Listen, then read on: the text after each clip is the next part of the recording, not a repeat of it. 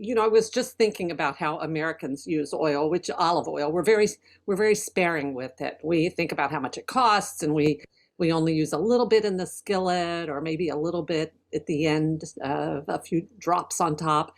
Would you talk instead about how Greeks use olive oil? How do you think about olive oil in your kitchen? Well, first of all, how I use olive oil in my kitchen. I use it all the time. I cannot cook without olive oil, and I need to have quite a lot of it in to feel safe, because as you probably know, we Greeks grew up, especially in the southern part of Greece. We grew up with olive oil. We cook with it. We fry with it. We make sweets. I mean, we make cakes with it. We brush the filo to make the pies with it. But you have to have quite a bit of olive oil. And the way we use it is that we have we have this year's olive oil, which is more pungent, and we use it raw in salads, and whenever we want to have it stand out in a dish, finishing. Let's say we finished soups, we finished pasta dishes or stuff like that. And last year's that has gone milder, because with the time passing, olive oil gets milder. Then we use this olive oil, to cook, because once you warm the olive oil, it kind of like loses its pungency. So we cook everything with olive oil. I mean, and as you know, we cook, here in Southern Mediterranean and in Greece, we eat basically vegetables, the seasonal crops, and the best of the season. And these we cook with olive oil, of course. Vegetables cannot be cooked without a copious amount of olive oil, I should say, because otherwise they are kind of tasteless. So you need to add olive oil to use it, not be very sparing, 2 tablespoons or 3 tablespoons, as sometimes I read on recipes. We use quite a bit of olive oil. And if you don't want to eat it at the end, that's how vegetables cook. Complemented with either tomatoes in the summer or lemon in the winter, because both these kind of tangy tastes, the tomatoes and the lemons, which are again two of the cornerstones of our cooking, pair beautifully with the olive oil, complement the taste of the olive oil and of all vegetables. So if you don't want a lot of olive oil, you can take out the vegetables. For example, the other day I braised green beans. They need quite a bit of olive oil to be braised and to be tasteful together with tomatoes, because this dish only has 3 ingredients: the beans, the green beans, olive oil, and grated tomatoes and some onions. So at the end, if you think that you have been left with a lot of olive oil, you can take out with a slotted spoon the greens, and you can also use this olive oil to make a pasta dish, or you can use it to drizzle on pasta, or on anything else. So this is something that we often do. So you don't think of olive oil as just something to saute in or a few drops at the end. It's really part of the flavor of the dish. Absolutely, olive oil is part of the dish, and that's why all these dishes where we cook vegetables with olive oil have the whole term, the umbrella under which we refer to them as ladera, which means cooked in olive oil. So all this ladera cannot be cooked without, a certain amount of olive oil. it's not something that, and then we, of course, we fry in olive oil. I mean, potatoes fried in olive oil are the best French fries. I mean, you call them French fries, fried potatoes. Yes. If you're a chef who is trying to do more plant-based cooking, more plant-forward cooking, using less meat, less animal protein, does olive Mhm. oil play an even more important role in that type of kitchen where you're trying to use less meat? You have the full flavor. You have the full flavor of the vegetables, the full flavor of all kinds of maybe beans, pulses. You have the full flavor, and you don't need any other kind of protein with it. It's a full dish that it's satisfying, but also, I mean, you're satisfied when you consume it. But then when you get out, or you get up from the table, you don't feel heavy as you do sometimes, having all these grilled cheeses and then bacon and then grilled cheese again, which is the norm in some people's kitchens. Do you see any connection between the Mediterranean way of eating and and the health of the planet, a sustainable way of living? I think yes, especially if we stick to seasonal produce, and as I said, seasonal produce go hand in hand with olive oil. For example, now we have tomatoes, eggplants, and all these wonderful vegetables. And then in the winter we have greens that we also eat with olive oil. And we harvest and cook with whatever is in season. And I think this is the way we help keep our environment more kind of like sane or healthy. On the other hand, unfortunately, the olive trees don't need a lot of water, which is also very good because other trees need quite a lot of water. Fortunately, olive trees don't need a lot of water. In the beginning, only when you plant them small. Afterwards, they can survive. They don't produce a lot. That's why in Greece, because we don't irrigate our our olive trees, they only produce every second year. It's the same thing with all the with all the trees here on the island, for example, and in most parts of southern Greece. The almond trees only produce almonds every second year because they are not irrigated. They are, they grow, they are, they get water wherever they find. On the other hand, olive trees, unfortunately, don't help the soil. They don't enrich the soil.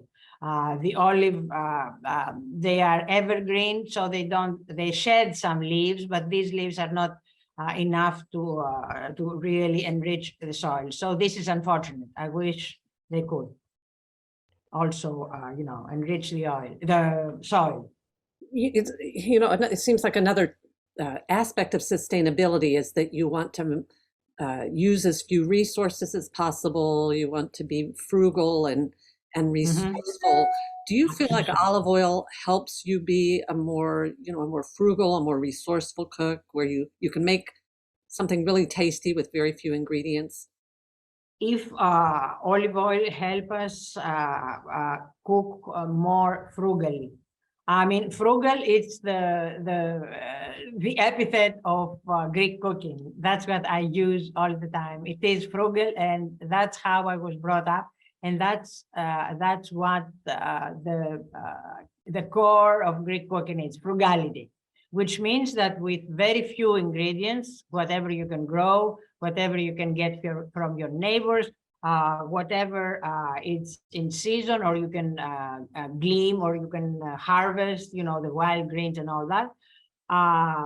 You can make a lot of different dishes. And when you are, for example, like this time of year in June, for example, mid to end June, we are kind of like flooded with zucchini. So the frugal Greek cooks have invented a zillion dishes with zucchini, very different with one another. where we use zucchini in, you can even, spend the whole week eating zucchini in different forms and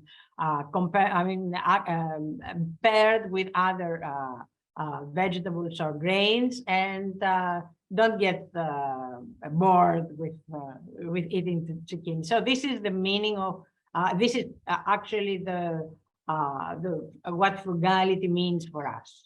Would you give us an example or two of a zucchini dish that really shows off the olive oil? Well, baked, I would say an example of a zucchini dish is zucchini roasted in the oven together with onions and garlic, with with olive oil, and then maybe you can add a potato, to have it, to make it a little bit more sustainable. But what I do, because I make bread and I have quite a lot of leftover bread, which I dry in the oven and keep it, I crumble some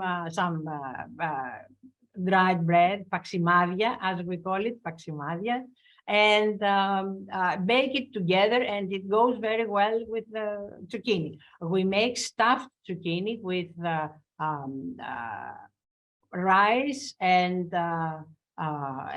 onions and maybe tomatoes or lemon, and flavored with dill. We also make zucchini pies wrapped in phyllo pastry. And we also make a wonderful, which I love it. We make this crustless zucchini pie, which is a little bit like what the French call flan. And we also make a kind of, we call them kolokiθοκευτέδες, which is like patties, let's say meat, like the meatballs, but with zucchini mixed with either usually with mint and a little bit of feta cheese, and then fried in olive oil, of course, with a little bit of breadcrumbs and maybe some flour. So I already told you 4 or 5, and there are a lot of other dishes as well. Do the Greeks have any sayings about olive oil, maybe about not wasting it, or anything come to mind about? It's kind of a saying. We have this saying, eat olive oil and come in the night. This is kind of apparently this is a saying that the young woman told her beloved, her boyfriend, which means that it was also considered somehow aphrodisiac in the old days, but also it, on the other hand, it means that if you eat something in olive oil and you come in the middle of the night, you're not really heavy, so you can, so you are at your best. So this is one saying. And "Φάε λάδι και έλα βράδυ." It's the Greek, word for it. That's a saying. But we cannot do without olive oil. And as you know, we are. I think that we Greeks consume per capita more olive oil than anybody.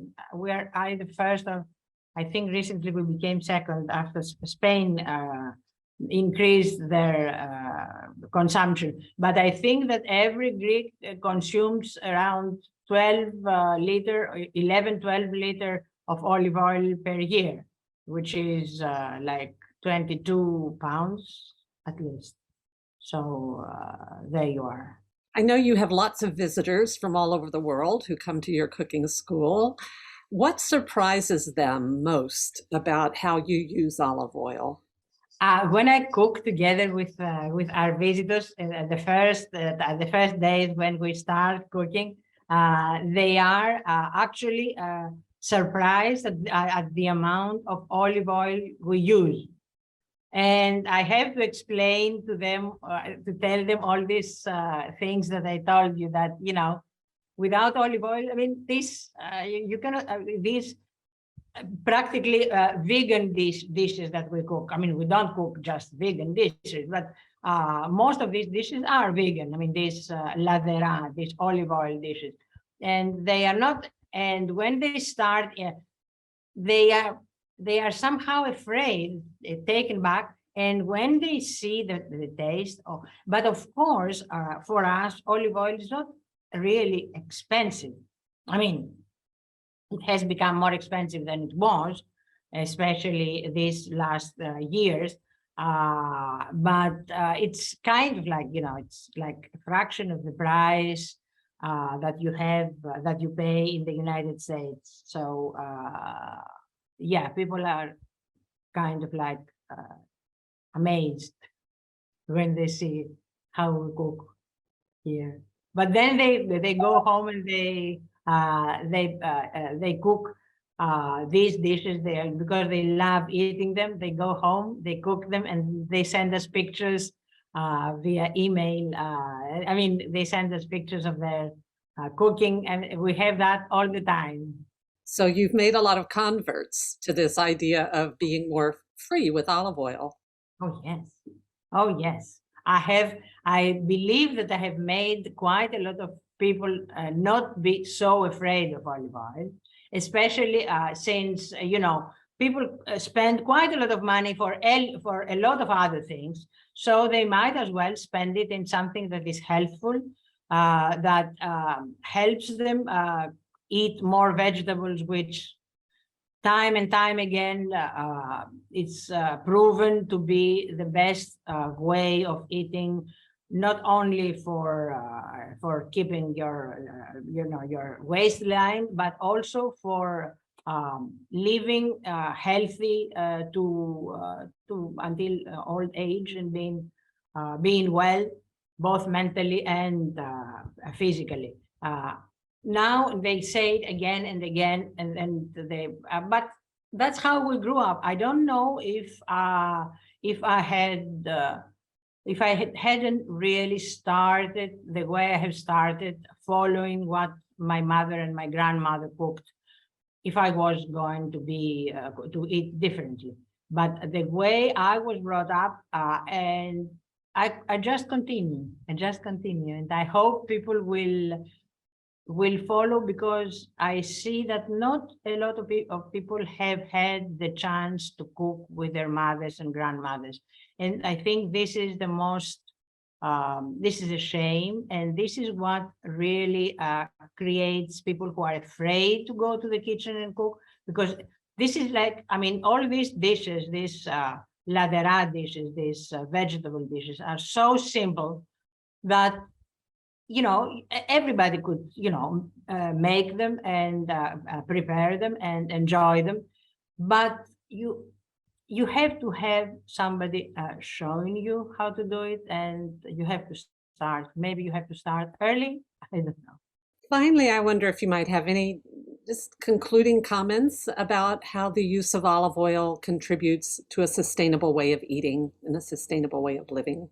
I think olive oil does contribute to a sustainable way of eating, because as we said, this especially for people who are